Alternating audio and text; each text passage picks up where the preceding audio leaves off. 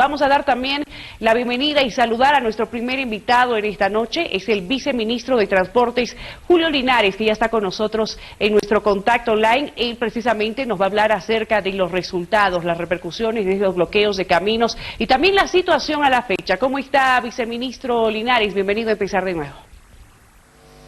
¿Cómo está? Buenas noches. Gracias por la entrevista. Gracias por estar con nosotros. Bueno, coméntenos la situación en los bloqueos de camino hasta el momento. ¿Cuál es el panorama y cuáles son las rutas transitables y las que están expeditas y también las bloqueadas hasta la fecha? Bueno, el informe que tenemos como Viceministerio de Transporte es el que nos va actualizando diariamente la Administradora Boliviana de Carreteras sobre fundamentalmente la red troncal de caminos del país, que une las capitales de los departamentos, y vemos que esta ruta que nos está interesando mucho, al menos al sector del occidente, entre La Paz y Santa Cruz, es la que más puntos de bloqueos tiene, pero si unimos también hacia Sucre, hacia Potosí y Tarija, vemos que son alrededor de 80 puntos de bloqueo en todo el país, que se han mantenido todavía. Estamos hablando que de estos 80 puntos, la mitad de estos que están en los departamentos de Oruro y Cochabamba, donde se aprecia la mayor cantidad de puntos de bloqueo por conflictos sociales. Eso es lo que nos dice el informe de la ABC. Estamos monitoreando todos estos puntos. Lastimosamente la situación no ha cambiado, y bueno, lo que más nos preocupa es el tema de la forma de bloqueo que han hecho entre las rutas de La Paz y Cochabamba, que tenemos que salvar. Apenas se despeje el bloqueo, pues no vamos a necesitar bastante maquinaria y bastante personal para que puedan despejar todo el material que han desplazado en la carretera, en las calzadas, con maquinaria. Y maquinaria prestada de las alcaldías que corresponden al movimiento socialismo, que las han colocado ahí, y que bueno, vamos a tener que trabajar, al menos en este cantón Sayari, que está intransitable, y bueno, pues lastimosamente estamos como La Paz y Oruro aislados del país, porque no tenemos como conectarnos con Cochabamba y Santa Cruz, por ejemplo. Bien, enseguida vamos a ampliar la información acerca de este tema, los bloqueos de caminos y también los resultados, pero también una información importante es que se ha reactivado también el proyecto del tren metropolitano, esto en Cochabamba. Coméntenos, viceministro.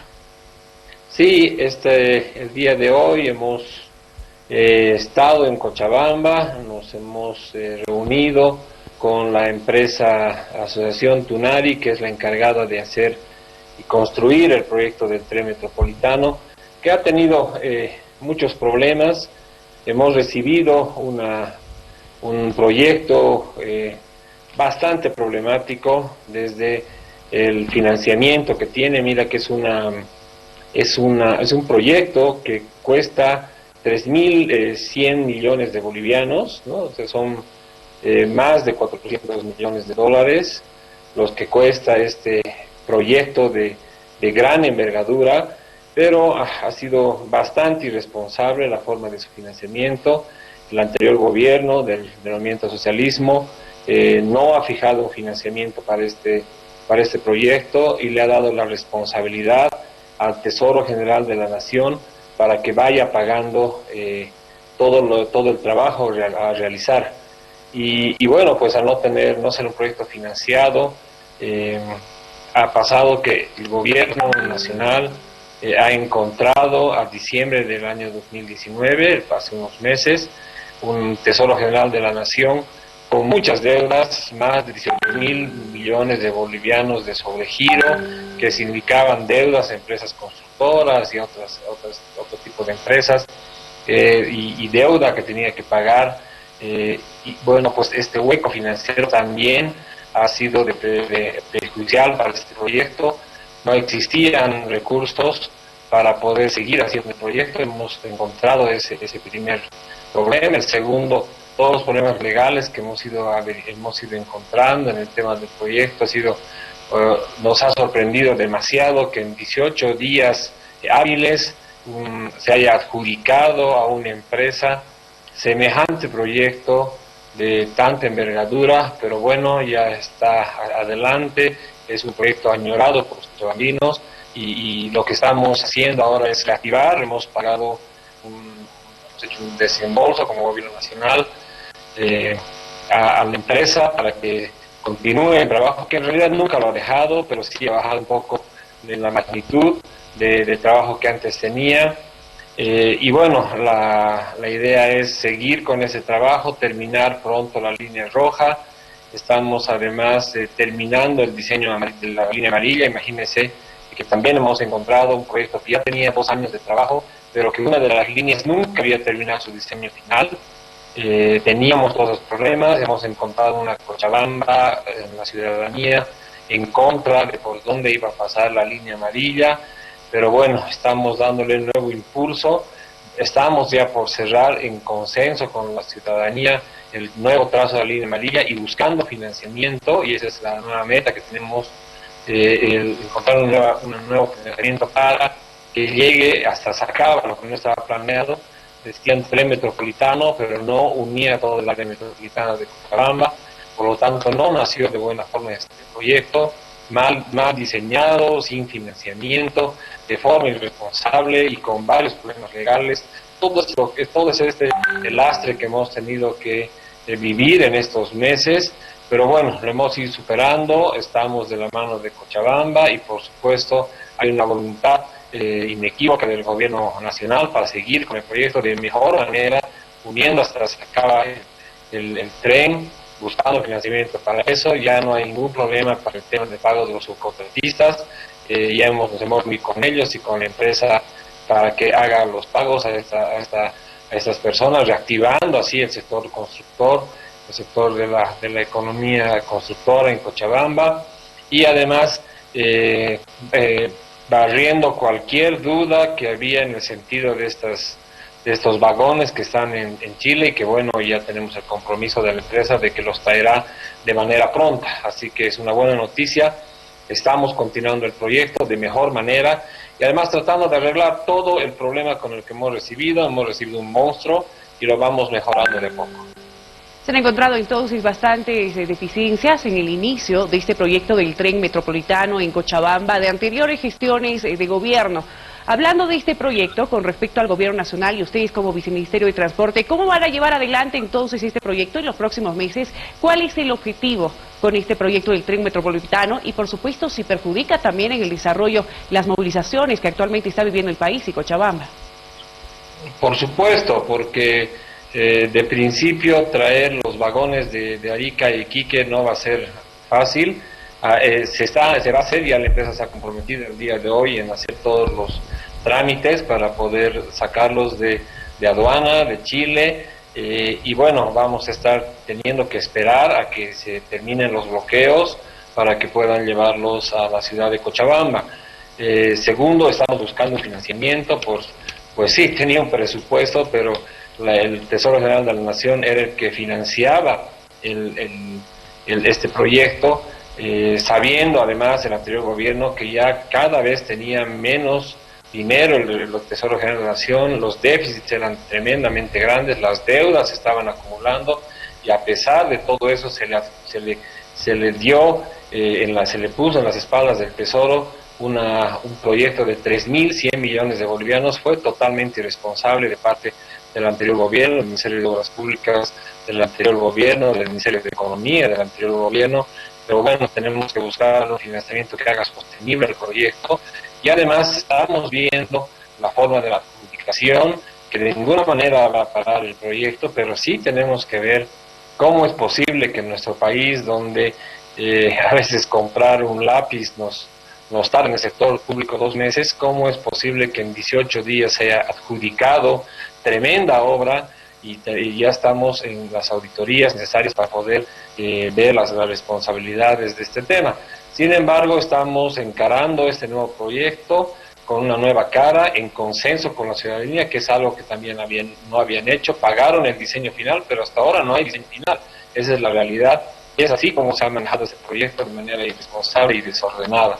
Pero bueno, estamos ordenando ya la casa, estamos viendo cómo realizar el proyecto de mejor manera, en consenso con la ciudadanía cochabambina. Estamos trabajando en un nuevo trazo de la línea amarilla, que además, repito, va a llegar ahora hasta Sacaba y realmente va a ser una línea metropolitana para que pueda estar de punta a canto en toda el área metropolitana que tiene el departamento de Cochabamba. Bien, entonces a pesar de los conflictos en Bolivia y en Cochabamba, se reanuda este proyecto del tren metropolitano que ha quedado pendiente, pero sin embargo nos indica usted, viceministro, que aún así perjudican también estos bloqueos y movilizaciones que tenemos en el país. Retomando el tema, en esta jornada también usted ha emitido declaraciones en Cochabamba, ha señalado que se tienen identificados a los alcaldes que utilizaron maquinaria, esto en un municipio, para protagonizar bloqueos en las carreteras. Veamos el informe y comentamos. Al menos 56 puntos de bloqueo se registran en la carretera Santa Cruz-La Paz, en las mismas que existen más de 6.000 motorizados varados. El viceministro advirtió que ya se tiene identificado a varios alcaldes que utilizaron maquinaria y equipamiento del municipio para realizar los bloqueos. Están realizados por la gente, no están realizados por llantas o por ramas, sino que han sido además coadyuvados por las alcaldías que están alrededor de la carretera, porque los bloqueos están realizados con promontorios de tierra o de roca que han dañado la capa asfáltica, pero que por supuesto, y por los detalles que nos dan los técnicos del ABC, han sido utilizadas maquinarias de estas alcaldías, alquiladas, las que son pertenecientes a ellos. Esa ha sido la utilización de bienes del Estado para poder hacer este bloqueo, dañar la capa asfáltica, y además el de impedir que los insumos de primera necesidad, como el oxígeno, la alimentación y los medicamentos, lleguen principalmente a las ciudades de Cochabamba, Oruro y La Paz. Los mismos que tendrán que responder ante la justicia por el uso indebido de bienes del Estado.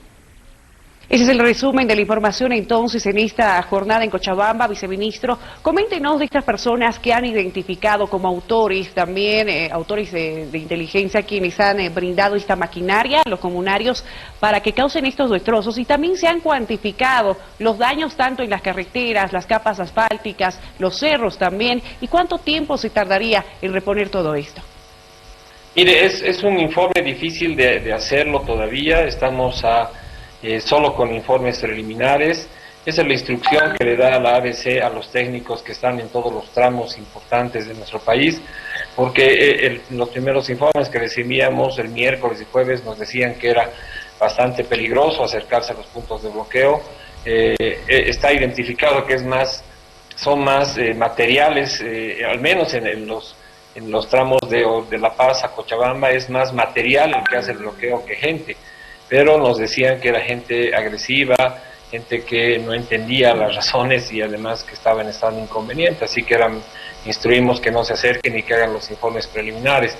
Sin embargo, lo que sí ya tenemos un informe preliminar de cómo estos bloqueos se han realizado, como les decía, con poca gente, pero con mucho material arrastrado, con rocas, con promontorios de tierra, como decía en Cochabamba en las declaraciones, en la conferencia, y que evidentemente lo han realizado con maquinaria. Esto es algo que es imposible de hacer con trabajo manual, pero lo que más nos preocupa es el cañadón que está en Tacopaya y que han hecho explosionar estas rocas y bueno, han tapado todo el camino entre Oruro y Cochabamba, haciendo en este momento imposible transitar cualquier tipo de movilidad por ese lugar, lo cual significa que Oruro y La Paz estamos totalmente aislados del país y en este momento no hay forma de cruzar. Tendremos que esperar a que despejen las zonas los bloqueadores y las empresas que hacen el mantenimiento vial junto a ABC tendrán que ingresar y serán varios días los que tomarán para hacer la limpieza. No va a ser fácil, necesitamos mucha maquinaria en muchos puntos, principalmente en ese que es un derrumbe de mucha magnitud, que los dicen los técnicos que va a ser al menos un par de días, y eso nos preocupa. Tenemos a muchos transportistas prisioneros, secuestrados por los bloqueadores, que están ahí en la carretera, ordenados de manera política, y bueno, pues estas personas que ordenan del movimiento socialismo, de la COP, que están ordenando el bloqueo, tienen también a prisioneros, nos decía la Cámara de Transporte, a más de 7.000 transportistas, 7.000 unidades de transporte que están en las carreteras, y que no tenemos que verlo solo como una unidad de 4 ruedas. Estamos hablando de más cuando son de alto tonelaje, pero estamos hablando de gente que los conduce, gente que a veces están acompañados, gente que están con sus familias. Suponemos que al menos unas 9.000 personas que están en estas unidades de transporte están varadas junto a sus vehículos, en lugares donde a veces no hay donde comprar una aspirina, donde comprar un pan, donde tener servicios higiénicos, y están sufriendo enfermedades, y están sufriendo hambre, y están sufriendo sed. Estos son las verdaderas víctimas en el sector del transporte, que están ahí, además corriendo riesgos de robos, de saqueos de su carga, y lastimosamente son prisioneros de gente que está ordenando y manipulando a gente para que bloquee. Le pedimos a los líderes del partido de gobierno hasta el 2019, a los líderes de la COP, que ordenen de una vez que esto se despeje, que no olviden que están hermanos ahí, que están viviendo unas horas muy difíciles en las carreteras, siendo prisioneros de estas pocas personas que ordenan a toda esta gente hacer el bloqueo. Viceministro, si nos podría brindar la información acerca de estas personas identificadas como los responsables de estos hechos en las carreteras, y si ya ha iniciado con los procesos por estos daños a cada una de estas personas identificadas. No, estamos todavía con la ABC. El momento en el que ya podamos ingresar, vamos a identificar los puntos exactos y los municipios exactos en los que se han hecho estos movimientos de tierra. Tenemos algunas filmaciones, pero tenemos que trabajarlos a mucho detalle. No es un tema solamente técnico, tenemos que hablar con la justicia, por supuesto, pero en ese momento no hay ninguna condición para ir a los puntos a poder hacer informes a detalle. Necesitamos un tiempo y que se despeje esta carretera, pero no cabe duda que vamos a encontrar responsables, porque no pueden dañar así los bienes del Estado, no pueden dañar las capas asfálticas que cuestan tanto, no pueden dañar, en el caso, el informe de Vías Bolivia que tenemos ahora, han quemado totalmente las casetas de peaje que están en Parotani, con un valor de 185.000 bolivianos. El valor de todos los destrozos en el peaje del Alto es de más de 70.000 bolivianos. Tenemos que pensar que Vías Bolivia no está cobrando los peajes desde hace 8 días, una pérdida de casi 6 millones de bolivianos que sirven para mantener las carreteras, para que el transporte y toda la gente que transporte esté segura en las carreteras.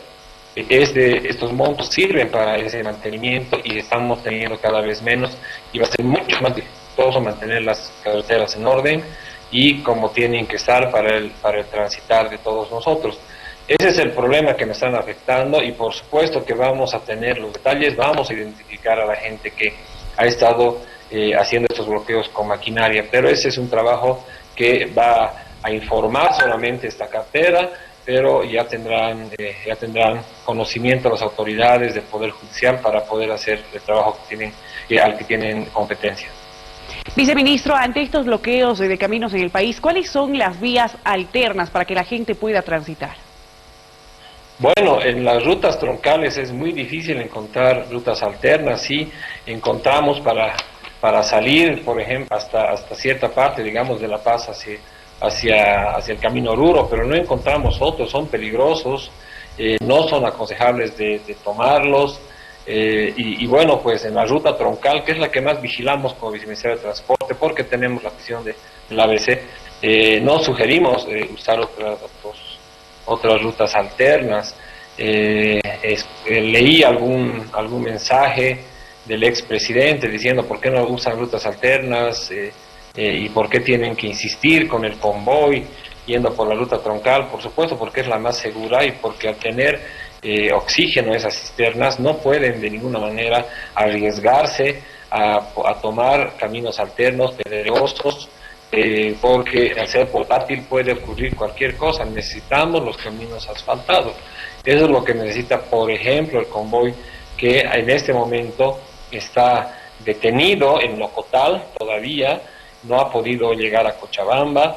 Estos 3 sistemas que han salido de Santa Cruz ayer en la mañana, en un viaje hasta Cochabamba que dura 10 horas, pero ya está durando más de 36 horas porque ha sido detenido en Yapacaní, ha sido detenido en Bulo Bulo, ahora está siendo detenido en Locotal, a pesar de que la ambulancia de la Cruz Roja y sus personeros están escoltando, pues otra vez se hace poco creíble todos los comunicados que nos hacen los líderes masistas y de la COP, que dicen que harán pasar los tanques de oxígeno con las cisternas.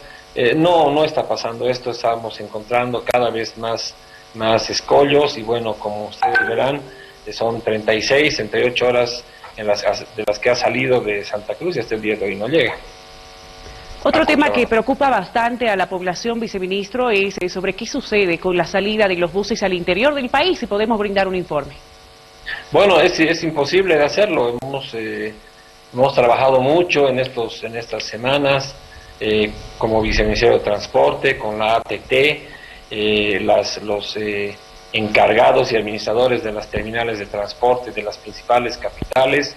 Hemos trabajado en protocolos junto con el Ministerio de Salud, protocolos de bioseguridad, para que tengan que cumplirlos de manera obligatoria, vigilados por la ATT, las terminales terrestres, también las unidades de transporte, las flotas, los bis, todos estos que viajan en viaje interdepartamental, bien los protocolos de bioseguridad que tienen que ser vigilados por la ATT, y bueno, pues hemos sufrido primero el tema de que hay legítimamente las entidades territoriales autónomas, gobernaciones, alcaldías, no han dejado de manera frecuente comenzar los viajes interdepartamentales. Es una decisión autónoma, muy respetada, y además hemos tenido muy pocos departamentos que han tenido este flujo de transporte. La Paz, Oruro en un principio, después Cochabamba se unió a hacer estos viajes, y ya estaba por cerrar el tema con Potosí y luego con Santa Cruz para poder tener, y algunas capitales, pero en este momento pues las terminales se encuentran cerradas, no tenemos forma de llegar allá, y sería irresponsable de las empresas el que puedan dirigirse a los otros departamentos, por supuesto, mermando mucho más la economía que hemos querido gradualmente cooperar en su reactivación, ¿no? Nosotros hacíamos los protocolos de bioseguridad, cumplimos con nuestro trabajo como Viceministerio de Transporte, como ATT, para poder tener estos protocolos de bioseguridad y que se reactive la economía del transporte, que no trabajaba más de 110 días. Pero bueno, en el momento que hemos comenzado a hacer estos viajes, otra vez se merma la economía de los transportistas, que son ahora, como usted verá, los más afectados, ¿no? No pueden trabajar, y los que están trabajando están varados en las carreteras, sufriendo toda clase de perjuicios en su integridad y en la carga que estaban llevando. Es preocupante la situación. Ustedes, como Viceministerio de Transportes, ¿qué alternativas o soluciones proponen ante esta situación, ante estos bloqueos de caminos que se viven en el país, para que las familias bolivianas y también los pacientes en los hospitales no sean ya más perjudicados y sufran por estas situaciones? Mire, hemos hecho los puentes aéreos desde el anterior miércoles con el Ministerio de Defensa, liderando las fuerzas aéreas, este viceministerio y otras unidades dependientes bajo tuición del viceministerio de Transportes, como ASANA, como SABS. Hemos trabajado cientos de personas haciendo los puentes aéreos.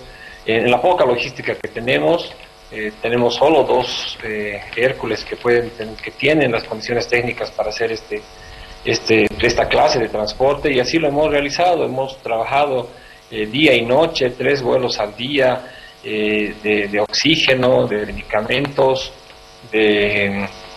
y de alimentos. Ahora ya están llegando carne de pollo y carne de res también, pero solo tenemos 2 aviones, lastimosamente, 2 Hércules que tienen las condiciones técnicas para hacer esto. Han sido muchos años con muchos recursos, pero no se ha aprovechado de ninguna manera. Hemos comprado aviones presidenciales de $40 millones para que pasee el expresidente, vaya a mundiales a las inauguraciones de los mundiales, pero no tenemos unos Hércules para poder aprovecharlos en este tiempo de emergencia. Así están las cosas y lo que resulta es que a pesar de todo el esfuerzo que hacemos, la impotencia a veces nos gana, porque no cubrimos todo lo que se necesita, los hospitales siguen sin oxígeno, pero bueno, esta es la apuesta por la vida que hacemos y la apuesta por la muerte que hacen los otros, la gente del MAS y la gente del COVID, la apuesta de la muerte, ¿no? No les importa que muera gente en los hospitales. Y creo que yo creo que la única solución es que hay el desbloqueo. No hay otra forma de que, por ejemplo, podamos tener grandes cantidades de oxígeno en La Paz, en Cochabamba y en Oruro, que venga de Santa Cruz. Sin embargo, la apuesta está de la gente del MAS, es la muerte. O sea, uno es la muerte en los hospitales y la siguiente apuesta seguramente es el enfrentamiento, y no les va a importar que se muera gente en las carreteras. Pareciera que esa es la apuesta que ellos tienen. Pero bueno, mientras nosotros buscamos las soluciones en los puentes aéreos, en la única planta que tenemos en La Paz de oxígeno, en la que vamos trabajando y vamos viendo de distribuir gota a gota todo lo que se puede de oxígeno, sabiendo que los directores de los hospitales están en serios problemas y bueno, pues ya acongojados por lo que está pasando. Le agradecemos, viceministro, por esta información que ha brindado a través de Bolivia TV a toda la población de los 9 departamentos del país y finalmente su mensaje a la población boliviana en estos momentos difíciles que atraviesa el país en medio de una pandemia. Bueno, principalmente es evitar siempre el enfrentamiento. No es un momento para enfrentarnos, es un momento que debería ser más bien de solidaridad y nos está encontrando un momento de pandemia muy complicado. Lastimosamente, repito, a la gente que está ordenando estos bloqueos, estas movilizaciones, a la gente que ha estado en el gobierno hasta hace un año, ordena que hay en estas movilizaciones. A mí me da terror ver estas imágenes que he visto hoy día en el Alto, gente que está en las movilizaciones sin barbijo. Seguramente las consecuencias las vamos a vivir en 10, 15 días, y va a ser gente que por esta irresponsabilidad, ni siquiera de ellos, sino porque tienen y están obligadas a participar de estas movilizaciones, van a caer enfermas y seguramente van a necesitar oxígeno y se van a estar arrepintiendo de esto, y eso es lo malo. Deberíamos ser solidarios, deberíamos estar en casa, porque si esta gente tiene mucho tiempo para estar bloqueando, podría estar entonces en casa. Se supone que no necesita trabajar, por lo que estoy viendo, y bueno, debería estar en casa cuidando a sus hijos, cuidando a sus padres, y los que tengamos que ir a trabajar, bueno, pues estemos trabajando demasiado cuidados, pero no, estamos viendo que hay gente bloqueando, hay gente haciendo manifestaciones, sin barbijo, sin ningún cuidado, y eso nos va a pasar factura seguramente en 10, 15 días, y bueno,